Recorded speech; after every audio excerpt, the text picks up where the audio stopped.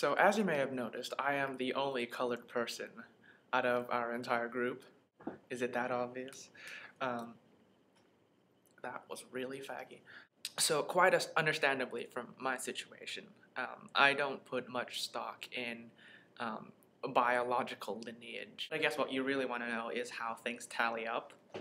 So out of my 4 grandparents, both from my dad's side, are mostly Filipino.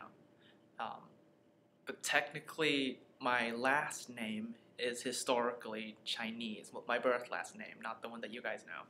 Another important thing to understand is that because the Philippines was a colony of the Spanish Empire for a really long time, was it like 200 years or whatever? Most people, particularly those who have family and lineage and were born in the northern part, the island of Luzon, they have a lot of Spanish influence in their blood, which is the same with us. Both sides of my family has Spanish blood somewhere. I am 1/4 Vietnamese. My grandmother is Vietnamese. And back again to the colonial thing. While the Philippines was part of the Spanish Empire, Vietnam, which used to be Indochina, pardon the history lesson, used to be part of the French Empire. So, well, long story short, somewhere down the line, I think it's something like my great-great-grandmother or something was pure French. She had blue eyes, I hear. So, tallying up, that makes me Filipino, Vietnamese, Chinese, Spanish, and French.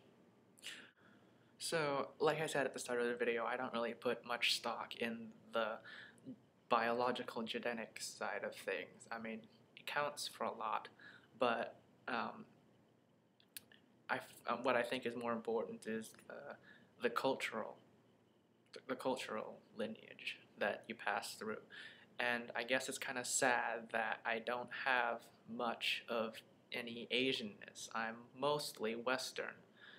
I mean, when I visited my grandmother's family in Vietnam, they had a beautiful wedding. It was really, it was Buddhist, and they had the wedding up in like the little shrine on the 3rd floor, and it couldn't get any further removed from anything that would be considered Western. Whereas, like in the Philippines, as I grew up, we had American TV shows and globalization and people using facial products that make them more white, which totally makes no sense to me. So I consider it sad that the Philippines itself never really gave me much of any real Filipino culture. But to make up for that, I grew up in New Zealand. I spent 10 years there, and I know a few words in Maori. Don't ask me to speak Maori. I mean, I guess it's kind of like in Canada where kids have to learn French, and throughout their high school education they kind of end up hating it. That's kind of like how my cultural education was. It's like people shoving multiculturalism at me. But it's now that I've moved to America, no offense to you guys, but I've come to realize how important and how valuable it is to have that cultural heritage. A little explanation on the accent. It's screwed up, I know. I've taken a little bit from all sorts of different places. I did, while I was in New Zealand, have a New Zealand accent. This is a small request from a certain exile that you guys might know. What was it that he wanted me to say? Poola boy is the biggest bottom bitch in the entire world. Yeah, that's what I sounded like for 10 whole years. I actually have to go because I have papers to write and I don't want to write them.